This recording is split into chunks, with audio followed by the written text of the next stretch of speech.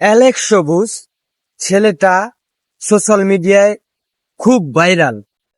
তো এই ছেলেটা আপনার এখন অ্যালেক্স শুজ একটা জুতার দোকান দিচ্ছে। তো এখানে মোটামুটি ভালোই মানুষ হয়। তো গত 2-3 দিন যাবত ওর একটা ভিডিও দেখতেছিলাম, যে ভিডিওতে আপনার ওকে শাস্তি দিতেছে সেনাবাহিনী। খুব লজ্জাজনক বিষয়। যদিও আমি জানি না আপনারা দেখতেছেন কিনা, আমি দেখতেছি তাই বিষয়টা নিয়ে কথা বলতেছি। তো এই এই মানুষটা এখন যেই পর্যায়ে পৌঁছাইছে, আমার মনে হয় না যে ওর আর টিকটক করা উচিত।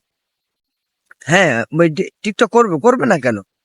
এইভাবে যদি রাস্তা বন্ধ করে টিকটক করে ওর মতো একটা মানুষ, ওর মতো ও আজকে ভালো টাকা ইনকাম করতেছে সোশ্যাল মিডিয়া থেকে, তো সেই ক্ষেত্রে ওর মতো একটা মানুষ যদি রাস্তা বন্ধ করে টিকটক করতে হয়, তাহলে বাকিরা কি করবে? আমার মনে হয় যে আগে থাকতেই ওর বোঝা উচিত ছিল যে এই ধরনের কাজকর্ম করলে হয়তো বা আমাকে শাস্তি দেবে, বা আমি এখন যে লেভেলে আছি, আমার এই লেভেলটাতে আমার এই ধরনের শাস্তি দেওয়া হোক। এটা আমার একটা মান সম্মানের বিষয়।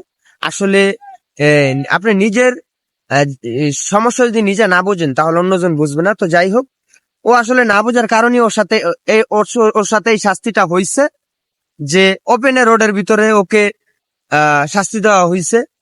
সেনাবাহিনীরা শাস্তি দিতেছে, খুব লজ্জাজনক বিষয়। তো আসলে যে যেরকম করবো এরকম কর্মফল পাইবো, এইটাই স্বাভাবিক।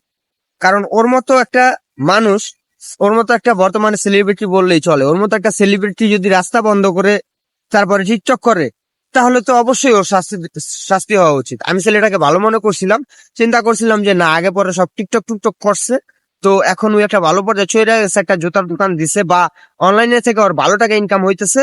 ছেলেটা আসলে অত্যন্ত ভালো। কিন্তু ও যে এখনো রাস্তা বন্ধ করে ভিডিও করে, ওর দ্বারাই আসলে আমি এটা মাইনে নিতে পারি নাই। যাই হোক, যারা ওরে পছন্দ করে ওরাও মাইনে নিতে পারে নাই। তো আমি মনে করি যে ভাইয়া, আগে থেকেই তোমাদের বোঝা উচিত যে তোমাদের এখন লেভেলটা কোথায়, আর তোমাদের এখন কি করা উচিত। তো যাই হোক, আমার মনে হয় আসলে নিজেরটা নিজেরই বুঝতে হবে, না বুঝলে এরকম চোর হইব। তো মৃত্যু খুব নিকটে, তাই আসুন মৃত্যুর কথা স্মরণ করি, আসুন সবাই মিলে নামাজ পড়ি, হিংসামুক্ত সমাজ গড়ি। আপনাদের একটু ভালোবাসা পেলে হয়তো এগিয়ে যেতে পারবো আরো অনেক দূরে। ভালো থাকবেন এই প্রত্যাশায় বিদায় নিচ্ছি। আমি মোহাম্মদ জহুরুল ইসলাম রুবেল। আসসালামু আলাইকুম।